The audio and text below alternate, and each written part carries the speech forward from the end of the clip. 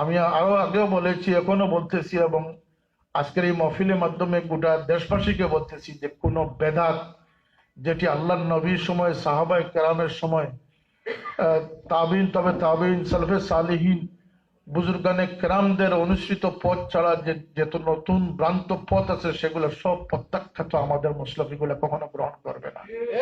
কারণ সাহাবায়ে কেরাম থেকে বাড়ি আল্লাহর নবীর প্রতি সম্মান, তাজিম, তাকরিম এবং আল্লাহ নবীর অনুসরণ আর কোনো মানুষের পক্ষে সম্ভব নয়। আল্লাহ তাদের জন্য বলেছেন হুসনা, প্রত্যেক সাহাবীর জন্য আল্লাহ পাক জান্নাতের সুসংবাদ দান করেছেন, ওয়াদা করেছেন।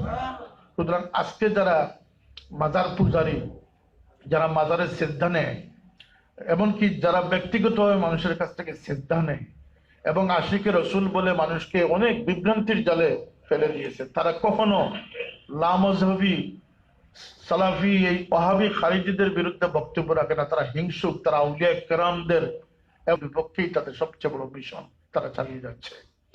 এই লক্ষ্যে কোনো বিভ্রান্তিতে আমরা যেন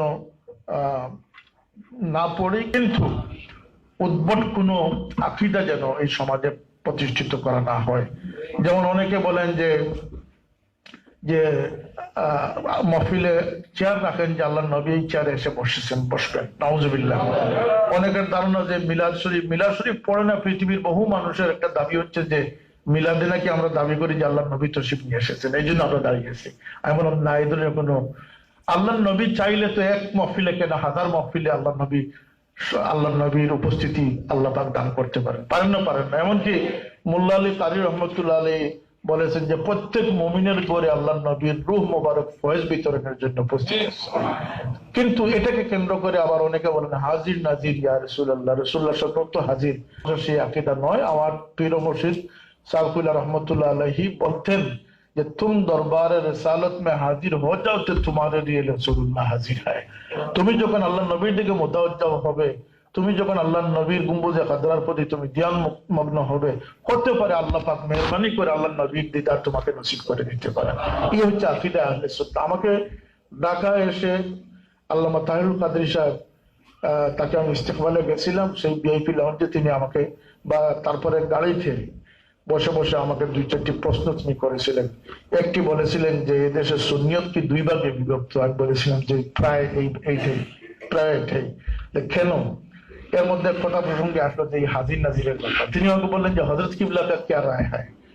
আমি তখন বললাম যে হযরত কিবলা সবসময় বলেন যে तुम दरबार रिसालत, अगर तुम दरबार रिसालत में हाजिर हो जाओ तो तुम्हारे लिए रसूलुल्लाह हाजिर है।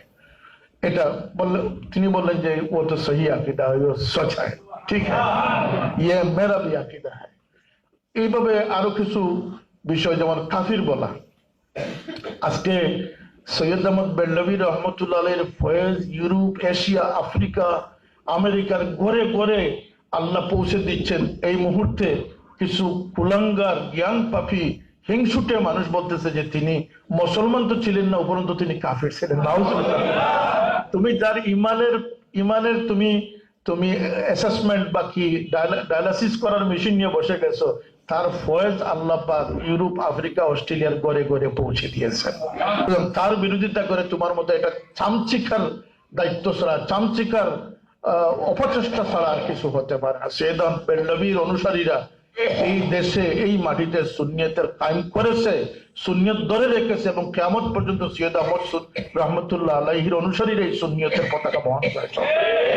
এর নজির এই সৈয়দ আহমদ বেল্লভী রহমতুল্লাহ অনুসারীরা এই জমিনে তাদের রক্ত দিয়ে, আমার প্রিয় মুর্শিদ তার রক্ত দিয়ে এই জমিনে আল্লাহর হাবিবের শান মান বুলন্দ রেখেছেন। তোমাদের প্রাপ্য নয়, এটা আমাদের গর্বের বিষয়, আমাদের সফলতার বিষয়। সুতরাং যারা বলবে যে এই সমস্ত আকীদা, এটা অত্যন্ত, এবং আযানের আগে দুরুদ, হামদ সানার পরে হবে দুরুদ, তারা মাহফিলে উঠে সালামের পরিবর্তে আগে দুরুদ পড়ে নেয়। এ ধরনের মানুষ আছে না? এগুলি একটি নতুন রেওয়াজ, এগুলি বেদাত, এবং সর্বোপরি তারা মাজার পূজারী, এবং এরা যার সম্পর্কে আজকে মিথ্যা বানোয়াট কল্প কাহিনী তৈরি করছে যে সৈয়দ আহমদ বেল্লভী রহমতুল্লাহ আলাইহি তোমাদের হাইসিয়তে তিনি মুসলমান ছিলেন না কাফির ছিলেন? নাউজুবিল্লাহ। আমাদের হাইসিয়তে তিনি ইমামুত তরিকত ছিলেন, আমিরুল মুমিনিন ছিলেন, এবং তিনি আজকেও লক্ষ কোটি সুন্নি মুসলমানদের হৃদয়ের স্পন্দন হয়ে আছেন, ঘরে ঘরে তার ফয়েজ তওজ্জুহ বিতরিত হচ্ছে। আর তুমি যদি বলো যে তিনি ঠিক ছিলেন না, তাহলে তুমি মৃত্যু হবে, হাজারো মানুষের সাক্ষী তোমার কথার বিরুদ্ধে চলে যাচ্ছে। এজন্য এদের থেকে আমরা আত্মরক্ষা করা উচিত।